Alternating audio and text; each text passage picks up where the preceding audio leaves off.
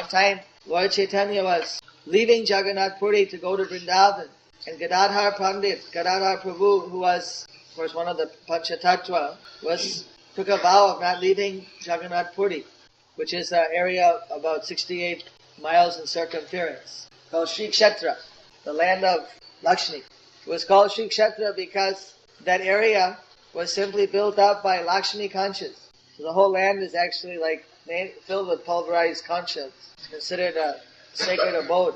People that reside there are seen by the demigods to have 4 hands. So Gadadhara Prabhu was a Kshetra sannyasi. He wouldn't leave the Dham. The Lord Chaitanya, when he was accompanied up to the border of the Dham, and he was feeling such separation that he asked Lord Chaitanya, just take me with you. But you say you'll break your vow. So whatever, I cannot bear to be without your association. So then he stepped, 1 foot over the border. And Lord Chaitanya said, no, don't break your vow. And Lord Chaitanya backed up. He stayed just for some time. But then again, Lord Chaitanya said, no, I'm going. But this time, Lord Chaitanya wouldn't let him come.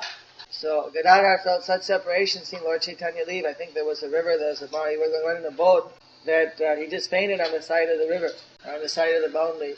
The Lord Chaitanya didn't even look back. He just went on.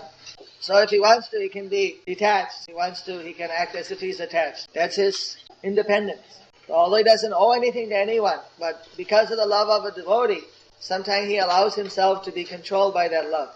Otherwise, no one can control Krishna. No one can control the Supreme Lord. But only, as we read in every morning in Damodar Astakam, he can only be controlled by pure love, which is free from awe and reverence, which is completely spontaneous.